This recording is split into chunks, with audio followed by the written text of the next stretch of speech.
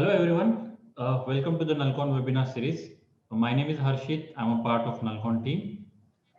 We have been running Nalcon Security Conference since 2010, where cybersecurity is discussed in detail among the industry, government and tech community.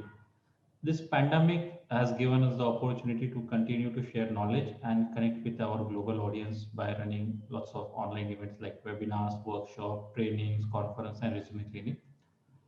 Happy to let you know that we have also launched our annual Nalcon International Security Conference and Training in the online version, which is scheduled from 1st to 6th of March. You can check the details in chat window. Today we have with us Sham Sundar Ramaswamy, and he is going to present his talk on the Achilles heel of threat actor. Is there any? So Sham is the lead threat researcher with the Cisco Umbrella Threat Intelligence team. He is also a two-time TEDx speaker and a teacher of cybersecurity. Sham has delivered talks for several conferences such as Black Hat, Qubit Forensic, Nalcon, Hackface, DeepSeek, and several Indian universities also. He has also taught advanced malware attacks and defense class in Stanford University's cybersecurity program and runs a mentoring program called Bing Robin, where he mentors students all over the globe on cybersecurity. So on behalf of all of us, I welcome him to this session. And before we go ahead, a few instructions for the audience. Our today's talk duration is about 30 minutes, and after that we will have a question answer session. So you all can ask your question using chat option of Zoom. And also I request you to keep your mic on mute during the session to avoid any kind of disturbance. So without any further delay, I request Sharp to take a charge of the session. Thank you, Harshit, for the introduction. Good to see you after a year. So it's indeed different so far. So everybody can see my screen, right? So you can see my screen, right? Yes, we can see the Awesome. screen. So I'm going to get started. Good evening, good morning to people across the globe. Thank you for joining today. It's indeed an honor to always share the dais, but today it's actually a virtual dais when it comes to Nalcon. Nalcon's been nurturing talents since 2010. It was a life-changing factor for me in 2013 when I was first introduced to Nalcon. And today here I am doing something, and all thanks to Nalcon, which is one of the reasons I stepped into cybersecurity space. So thank you. I thought that I would make use of this opportunity to convey that. So welcome to the webinar, the Achilles heel of a threat actor. Is there any? Which probably means it's like a mythology where Achilles' heel was his weak link. He was a great warrior. So threat actors, as we usually see that they are invincible, is what we think. But they're technically not invincible, but they leave here and there a couple of breadcrumbs for you, like patterns, or sometimes they have very distinctive approaches and patterns which are very evident. Okay, so we're gonna see what are the weak link, what are the not mistakes technically, but what are the clues that they have left behind in this pandemic space, and how the threat landscape has entirely changed technically in the last 1 year, ever since the pandemic started. So all the malwares in these presentations is actually not fictitious. Let me know if you feel if you find any resemblance in real malwares. I would love to investigate the same, and it's purely possible. Okay, and no malwares were harmed in making of this presentation. So it was, the sandbox was not cruel. So I'm Shamsundar Ramsamy. Thanks for the introduction. I head the threat research group of Asia Pacific, and I'm a two-time tech speaker, big Batman and superhero fan. You can see this stuff for yourself. I'm also author of a book which is gonna come out in a month's time. So feel free to read about it. Follow me in LinkedIn for more details. Okay, now let's get to business. Okay, now in this pandemic, let's leave the pandemic space. Okay, but when you see this entire threat landscape, now threat landscape is something where we all live, right? The number of devices that we use at our workplace and the number of devices that you use at home defines the threat landscape. The more the smart devices, the more the devices that connect to the internet, talk to the internet with lesser policies and restrictions, expands the threat landscape. Now, the threat landscape is massively expanded, especially in this pandemic space, the last 1 year, because the number of people working from home are more. There's a sudden paradigm shift in the whole policy, the infrastructure, everything. And since pandemic is a theme, a lot of malwares were based on that, and they leveraged human fear, because human emotion is the most important thing for an attacker to get into your machine. Okay, we'll see about that though. But on the whole threat dissection or threat investigation side, right? Technically, if you see, what you see is what you get. Okay. Now, a threat basically has two sides. One, what we see in the news, where we see that a company has been hit by a ransomware, they've lost data, and then they publish more details about what they lost. But the other side, probably the others, this is just the mirror that you probably see, right? It shows you what you are. But if you probably want to see above and beyond, you should probably see your rear view mirror, your side mirror, and the other mirrors also to get the entire traffic picture. Now, that's what we are probably gonna talk about today, is like, how do you see the other side of an investigation, and what exactly is the other side of the threat in this pandemic space. Okay. Now, threat investigations are basically not run books. Okay, I'm a huge fan of Mindhunter, and I really learned something called as criminal profiling only from Mindhunter. So, based on the patterns, you can probably take historic crimes to see if the threat actor is basically inspired from previous crimes, or is he also reading the equal amount of news that you are doing. Okay. Now, threat investigation is basically not a run book. Of course, there's a run book where you have to follow. A run book is nothing but a list of points and rules that you probably follow during a breach or during whatever it is. Okay, it's just a defined set of steps. But threat investigation is not always about run books. So I especially deviated from this run book concept in this pandemic to discover something very, very interesting. And I was able to see the whole new aspect or the different angle of a threat. Okay, we are going to probably talk about it now. The first point in threat investigation, if you probably want to do it very innovatively, it's about, you should think how crazy is that person who's probably written the malware, because unless you don't know him that crazy, you can't figure out what crazy stuff he has done. So that's what Mindhunter actually taught me. It's a brilliant series. You should probably watch it. And that really painted a new picture for me in this whole investigation standpoint. Okay, cool. Now in this pandemic phase, everything changed. When I say everything changed, I mean that not everything entirely changed, but a lot of things like evasion, obfuscation, confusion, hiding, old actor new tricks, infra reuse, and stealthy exfiltration. Now all of this probably put together defines a very clear malware or a cyber attack. Okay, now you would have probably seen evasion, confusion, hiding once in a while in different samples over the years. Okay, now ever since from 2010, if you probably keep seeing it, I think Emotet was recently taken off, the infrastructure was recently taken off. But if you see their evolution from 2010, they've always kept it simple. But suddenly in this pandemic space, right, they would have probably done at one point of time evasion or hiding or confusion. But there were a lot of samples in this pandemic space and in this pandemic phase, to be honest, which did everything at one shot. There was a lot of evasion, there was a lot of obfuscation, confusion, and hiding. Now, we don't know. I cannot claim about saying that was this an agreed pattern or was this a very conscious approach by the threat actors. Maybe they wanted to step up their game.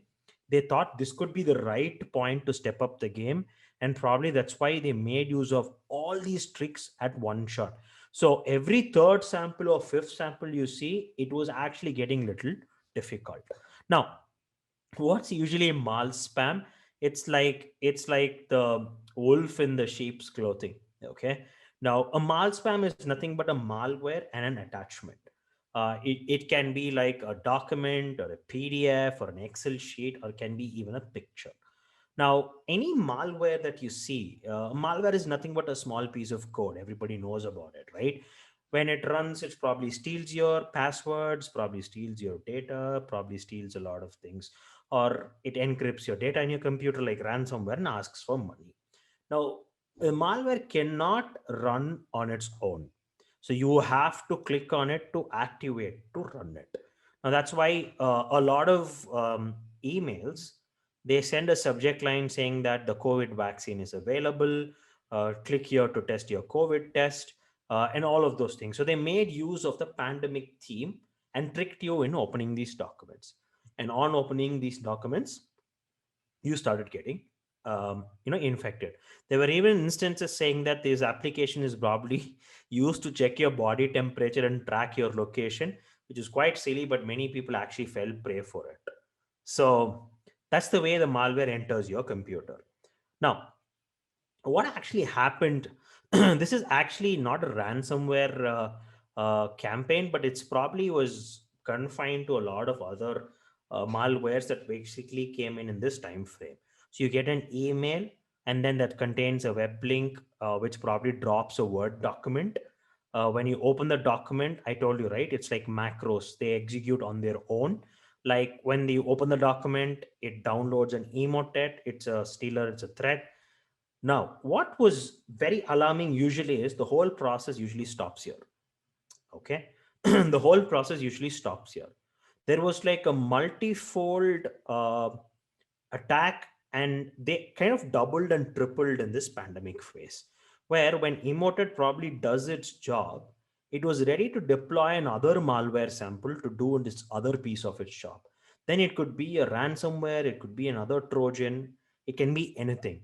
So there were like three-stage malwares being continually delivered that became actually a trend. And once they probably steal everything, the data from this, and they go back to the network. That's why we have DNS security probably to block these domains or callouts at the DNS level. So you have policies and all those things. Now, this is the most alarming thing that we probably started seeing. Sorry. There were a lot of PowerShell and macros involved. PowerShell is like a utility in Windows, when it probably it's like your shell command that actually runs and makes use of a lot of advanced Windows features in a very stealthy and easier manner. Okay, let's probably do a straightforward shot. I wanted to show this to you. This is actually an any.run. I love this because it's just like an online sandboxing solution. So this is pretty straightforward. Okay, this is what I was actually talking about. So you get a document that actually says that, hey, dude, do you want to view the document? This was sent to you, so you have to enable the macro. That means it runs, and then once you probably enable the macro, see, these are the payloads it's actually downloading. So this is pretty straightforward. Now, the moment I open this, I can see these are the domains that it is actually talking to. So I can copy paste all of these domains and block it at my enterprise level. Okay. But sadly, it was not the fact for the pandemic phase. So the straightforward shots were very, very less. We started seeing something very, very different. One trend that we were following, most of the companies were still following, was honeypots. Okay. We purposefully built a server that is malicious with simple passwords, built it like a financial organization, and we let it in the loose. So anybody can probably log into it, and then they started deploying a lot of coin mining, crypto mining scripts. So we were able to learn the pattern of the attackers. That was one. Okay. We saw a lot of spam domains being hosted, and we also became one of the biggest became part of the biggest botnet that was ever actually launched, and then we got a lot of samples. And so that is one innovative way of catching criminals and understanding how what are the mechanisms they use to compromise a computer or hack a computer. How do they get in? What do they do? So we were able to see the entire timeline of this. But things are not always easy. So it started getting slightly difficult when it became April, May, June. Threat actors really started upping their games. The game was amazing by them, and they started throwing a lot of tough malware samples from their hat. I think that was their A game. So imagine that you get to solve malwares and cybercrimes once a week or once in 2 weeks, and imagine it, you get 3 to 4 samples every day. Now the pressure started mounting because in a cyber industry, in this industry, especially in cybercrime, it's basically time and money. Okay, the time taken to solve a sample will reduce the damage of money or the money spent, and it actually exponentially increases. So that was actually a big challenge. Now we started seeing a lot of trends saying that emails were sent to customers saying that, or to common people in an organization saying that it is powered by Norton and they can probably download the files. Now this was a very interesting trend that actually started towards the fag end of 2020. But before that, it was all common that was actually saying that your COVID vaccine is out, WHO has set a guideline, open this document. So people fell prey for it pretty easily because it's an emotion, right? Right now, the emotion for every human being in the world is fear and anxiety. Did the vaccine come? I mean, did they find a cure for it? Whatever it is, right? So they preyed on your anxiety and your basically your human emotions. Okay. Now, criminal profiling is what I was actually talking about before, right? Now, criminal profiling is basically used in forensics and murders. Now, what they do in criminal profiling usually is they have the entire history of the crime and the timeline of the crime. Okay. Now, they do something called as a reporting. So, the reporting contains who was at the crime scene, how did they arrive, what did they do, what were the tools used, what was the DNA that was taken, what was the weapon that was used, everything is tracked. Okay. Now they have the same report for every crime that basically happens. Now this profiling actually aids you in forming a pattern. So you probably know, is it the same suspect doing all these things, or it's someone that we don't know of, or is he inspired by someone? Now that's exactly what we do in digital forensics. So I was heavily inspired by mind hunters, and I wanted to do this criminal profiling here. So criminal profiling perfectly worked for Emotet and several samples. What was it? So we have a historic pattern of how these attacks come in, how these attackers gain access, but there are a lot of constants here. The mode of delivery for the threat is email. Okay. And then there is a Word document. Classic thing. You open the Word document or the PDF, the macro will run and it will download a URL. Classic. But here is where the variation happens. Is the URL present is obfuscated, which means it's in gibberish content. Is it encoded or is it encrypted? Is there any key sharing there? Now that's the variance we are basically seeing. So we know these are more or less the same threat actors or inspired threat actors, or they have a signature of their mark left somewhere behind. So solving the case becomes easy because you have solved already 15% of the case. You know only three variants, right? Now it's either encoded, it's either hidden somewhere. So you start heading towards that direction of investigator rather than wasting your time. So that's where criminal profiling helps, because for Emoted, you have like a set way of how the actor operates with a very little variance. And similarly is for the ransomware and for the Trojan and for the remote access Trojans and other keylogger mechanisms. So that range of unknown is minimized only to 5% now. You have to spend time on that 5%. So you're not blinking right from start of the investigation. You know how he is probably inspired. So you're trying to know the crazy so that you can solve the crazy. Okay. Awesome. So I showed you an example just now. I purposefully put that URL there. Now for a trick bot, the same structure begins. You get a Word document or a PDF or an Excel that says enable your content. So this means when you see this enable content, it means by default, Microsoft has disabled your macros, because the moment you open the document, there's something called as auto open that triggers this action. And anything under this auto open script can be download a URL, run a URL, run a script. It can do anything. So by default, Microsoft has disabled the enable macros. So you have to read it, figure out. If you still fall prey for it, you start enabling the content. So then the macro basically runs, the malware gets downloaded. Now, see, the common factor between them is how they probably their entry point, which is the Word document or a Excel sheet.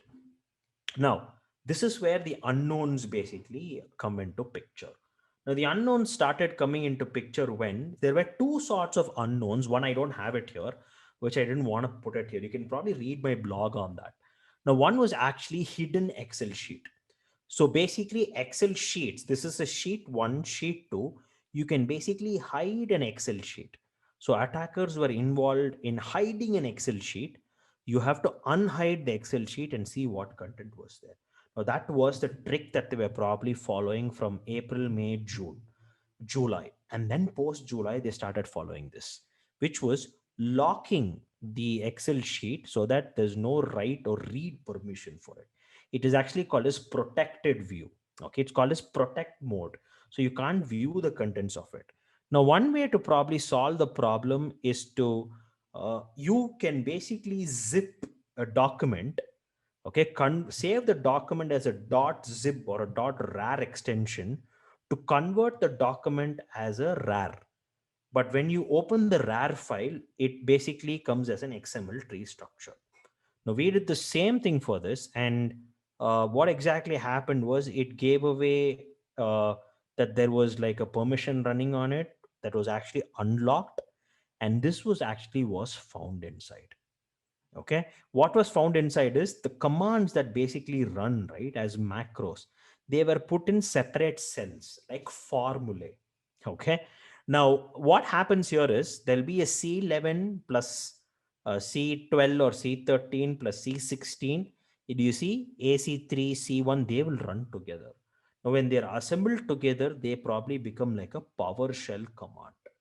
Now, they are assembled and then they are run from your command line, because Word has the Word has the permission to run, and then they can call a PowerShell. See, this was actually hidden gold. Now, this is what I was actually talking about. I was able to arrive till here because of the known, and this was only the unknown for me because of criminal profiling. So from here, this was actually a little tough nut to crack. I faced a sample back where they had like multifold Excel sheets where they were like 793 rows, and I think it was 7,093 rows or columns. So they had hit one by one. So we have to manually take a pencil and then take a look at it and look where these small code snippets were. Okay, that being one. Now, we've done everything perfectly, but there's some point of time where your tools fail. Now, all of this was basically tools methodology. So I also hit this roadblock. I basically hit the wall at one point of time where for some of the samples, the tools basically failed. Okay, our tools failed and we couldn't do anything. So that's why you have to resort to innovative techniques. I told the unknowns. So you probably do memory acquisition. Now, what's a memory acquisition? Basically, you can run the malware in a computer and acquire the dump of the entire memory. Okay, you can run the malware and acquire the dump of the entire memory. Now, the malware can hide, but it has to run somewhere. And if it has to run, it should definitely have some space in the memory, right? Because every process is accounted, has a memory space, and has a pointer in the memory that refers it. Even if it dereferences it, you can probably take a look at it, right? Now, one way to probably run the whole setup is using something like this. So this was my setup to run it. So I had a Windows machine here, and I actually had another machine that actually is a Linux machine. So Windows allows you something called as Windows Management Instrumentation Module, WMI. So this was basically created for system administrators so that the system administrators could remotely run Windows features, functions, and monitor those systems. Now, what we did here was we wanted to make use of this for malware analysis. Now, why am I doing it? Basically, because the current samples that came in the pandemic space knows that someone is trying to run it. Okay, it looks for various tools and parameters. it has a list of known tools that a researcher uses. So the moment it spots those things, it basically stops running. So it's a bummer for us.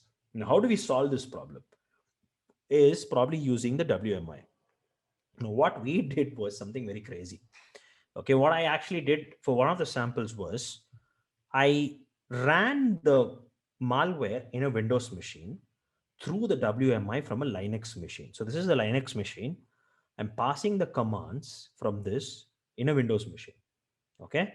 And what I did was the moment the malware started running for 10 seconds to 15 seconds, I immediately hibernated the computer. Okay. You know what's a hibernation, right? You just go and click the hibernation mode. It's like a sleep. The moment the system goes into hibernation, every state of running process and application is saved in the memory. Okay. So when you do the hibernation, Windows tells your computer saying, dude, you have 3 minutes, 3 seconds or 4 seconds. Save the state of all your process because it's going to go to hibernate. Now I did exactly the same thing. I invoked the sample from Linux, made the sample basically run. The sample ran as usual. It checked for all the tools. Nothing was there. It was clean. And suddenly the system hibernated. Now you can obtain the hibernation file. It'll be there in C folder in your Windows, and you can perform an investigation on this. So this was like an out of the box thing to do. People have done that in the past, but I added a pinch of innovation by not directly obtaining the file, but triggering the file from a different machine. Okay. Now that was the trick. So this is how your command basically looks. So you can use, this is a very simple Python script. You can Google about it. So I just used the module, I gave the admin password, and I started running the file. Okay. There are very rare scenarios where even malware will run the WMI to see if it's a VMware Fusion or a virtual box. And it will also look for the size of the physical memory. Usually VMwares have less than 2 GB, then it knows that it's a virtual memory. So that's how basically they operate. Now, what's the benefit out of the whole thing? What's the benefit of running this whole exercise of memory forensics? You can find out what DLLs are. Okay. You can find out what a DLL is, even though you don't have a footprint of the malware on your computer. You can look into the memory and see what DLL the malware used and was it malicious or not. Now, usually when you look at the DLL, every vendor signs the DLL. Any application that runs will have a stamp. If you observe in the process, it will say Microsoft, it will say VMware Fusion, it will say Apple. Every DLL is basically signed. Okay. But you can find a difference between signed and unsigned. If it's not signed promptly, then that is the bad DLL. And we could probably find it using memory forensics. Now, so what malware authors were doing in this particular malware was they were carrying out DLL injection. Now, what is DLL injection? It's just manipulating a running process. A good process is running. Somebody comes and tries to spoil it and manipulate it. So the attackers will look for the process and find the process and then inject into the process. Okay. Now, how do they identify and inject into the process is actually something using Win32 APIs. Now, what exactly is an API? It's just like this pantry. Okay. Now, suppose I'm going for this cooking show. I need not take all the ingredients in my bag to cook my recipe. Okay. Instead, I have a piece of paper. I have my recipe and I go there and I say, I want this, I want that. So I take it from the shelf and put it back in the shelf. That exactly is Windows API. When you write a program or when a program basically runs, it will have a placeholder saying that it wants, for example, process 32 first is an API that tells you, give me the list of process, iterate the list of process for me. Instead of including this big chunk of code inside it, it will just have a placeholder and make use of Windows API. Now that is what malware, that is what the DLL injection does. The moment it starts running, it will ask for give me the list. This actually tells you the list of process. And then the malware iterates through the entire process list to see who is the ideal candidate for injection. Pardon my very horrible drawing on paper is last minute. So basically how a DLL injection basically happens here is, so the process identifies another process, and then using the open process API, it's able to open the process. Now what it does is, once it opens the process, it's found the candidate, it will look for a portion of memory inside a process, which means it says, dude, give me some memory. I want to inject something into you. So what it does is it injects itself into the other process. It can be a file, it can probably be a DLL path. That's how it injects. And then it basically executes. This is a classic and a simple DLL execution. Now, that is why you observe from online, the malware tries to download a DLL file most of the times, or it can be an executable file. Now, how is it done? Sometimes when the malware runs, it will put the path of the DLL in the registry key. And sometimes it actually calls remote threads. Like it will call a thread, it will pause a thread, same threading concept. Okay, cool. I think we still have 5 minutes because we started at 4:05, right? I think I still have a good 5 minute with me. So I'll probably run you through the whole thing. Now, the sample that we investigated in the pandemic phase was actually Orcus rat. Okay, we call it Orcus or Orcus rat. Now, all the tools in the internet claimed that Orcus rat was running the orcus.exe.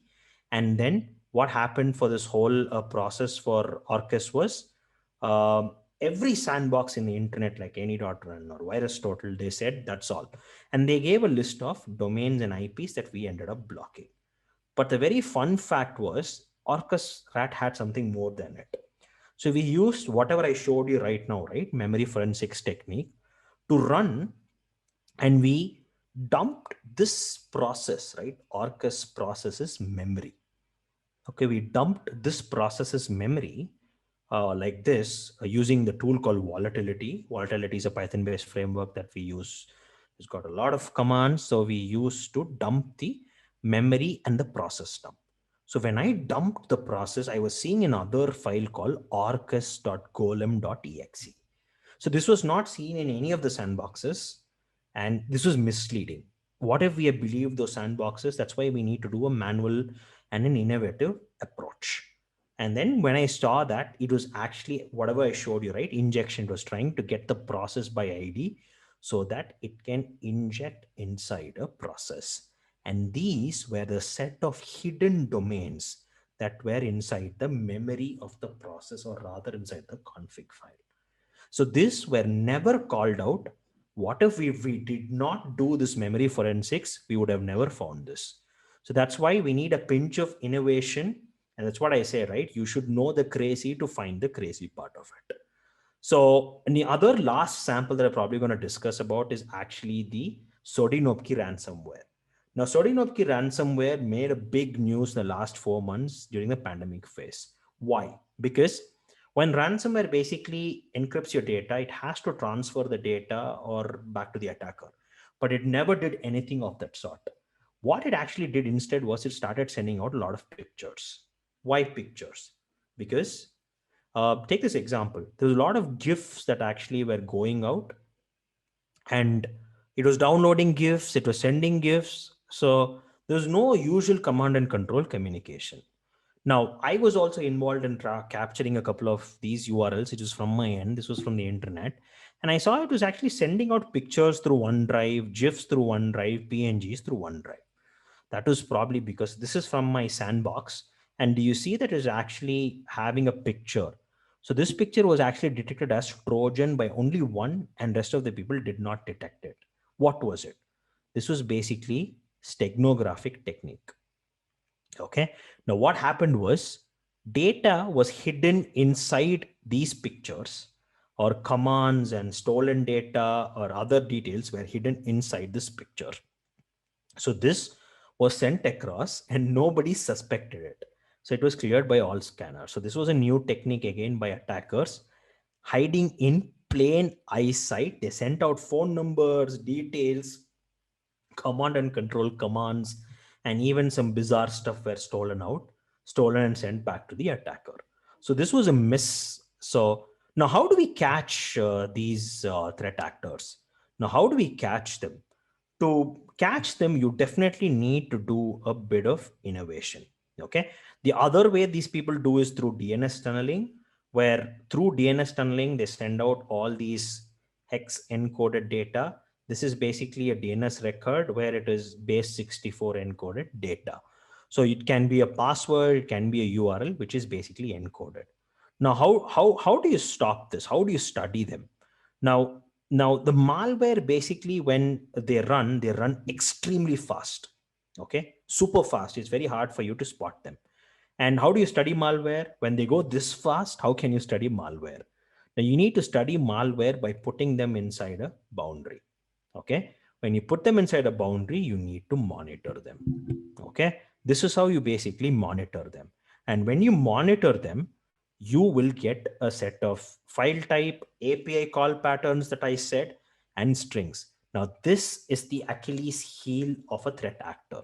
Okay. Because even though he's not giving away his location, his place, where is he operating, he is giving away a lot of information on strings. What is the API call he is making? What is the file type he is using? His mode of entry. Okay. Is he coming by email? Is it a pattern of covert phishing? Is it a pattern that says open the document? Is it a macro? All of these are his Achilles heel. He has to give away these details. Now, when he gives away these details, you can build a machine learning model out of it, where you can combine all these models and say, if I see these parameters when I extract attributes from the malware, this could be possibly belonging to a family. So take your investigation towards this direction. So this is what is the Achilles heel of a threat actor. He knowingly or unknowingly gives you the process name, process ID. He has to call the API calls. He has to reveal the file type, his IP details, and domain callouts. Now, based on this, don't we have the malware family, historic data? What are the unknowns? The unknowns could be probably 1% or 5%, but you still have the 85 to 90% of the known. So using the known, you know what are the three paths you can probably take. So that leads you to an innovation. Okay. Now using this, you can also probably build a bipartite graph. This is what I was talking about. If a sample A, okay. So if this sample A is probably talking to these domains, the other samples is also talking to this domain, then there is a relation to it. There's an excellent book called Malware for Data Science by Joshua Saxe. Please read it. It's an amazing book for machine learning. So that's a very interesting read.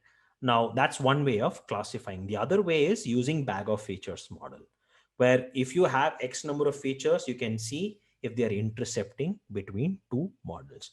Now, this is the Achilles heel that the threat actor is actually leaving behind. And this is his weakness. So threat actor's weakness is nothing but not only leaving traits, but they're giving you an entire feature set or a model for you to stop future attacks. The unknowns are only 2% to 7%, but the knowns is what is your gift is. So even though they execute in stealth inside the memory, we use very, very different techniques like, memory forensics to find out those unknowns. I personally feel this is the biggest weakness, or this is the Achilles heel of a threat actor. So that's all I have. So I summed up the entire pandemic threat, some complex topics. I hope I put it simple. And this is what I had for you. Okay. So that's all I had. I'm happy to answer all your questions. I hope it was very useful of your time. So yeah, thank you. So that's all I had. So I'll probably go through the questions. So thank you, Shyam, for this amazing informative session. Thank I'm you. sure our participant must have found some important knowledge inputs from it. So guys, if you have any question, please, you can ask in the chat box. We have one question already from Satash. Yeah. Shastha Vasan. You mentioned why perform hibernation to achieve the state of VM. Why not use the process? See, that is actually the process, or the snapshot is one way of doing it, right? So sometimes what malwares do is, when the process snapshot or the hibernation snapshot is taken from a VM, there's a bunch of VM drivers that are basically involved, and there's a VM broker that makes the calls for you from the hypervisor. So some malwares can sniff the hypervisor calls and they can look at the adapter saying that it's a VM. They are trying to do something of that sort, and they can basically stop executing. Most of the times what we do is we take the state of the VM by just doing snapshot. But this was a very, very different approach done by me to see, because people have done the hibernation analysis in the past. I wanted to give a very small window for the malware to execute. That was the reason I did it. Of course, you're correct. You can still do it with the hibernation and state of the VM or use a snapshot. Okay, awesome. So, but I'm noob. How I can exploit these things? I mean, we all learn. I've also been a noob quite a point of time in my life. Every master has to be a student, and every master has to start from somewhere. So there are plenty of materials. Hit me up on LinkedIn. I can probably help you with some stuff, and I can probably answer your questions if you have any. I can probably guide you where you should probably go. So that being one. Okay. Okay. API one, I got the idea, but firewall is stopping it. I mean, see, API, firewall and API, I mean, maybe they have restriction like an endpoint detection system can do it, but the API gives you a clear idea of what every file is probably trying to do. So that itself is a big gift for you to see what's happening, but I'm not too sure about the firewall aspect of it, what you're trying to say. Um, yeah, but I just basically explained what API is all about. So a lot of Any people. other question, guys? If you have any question, please ask in the chat box.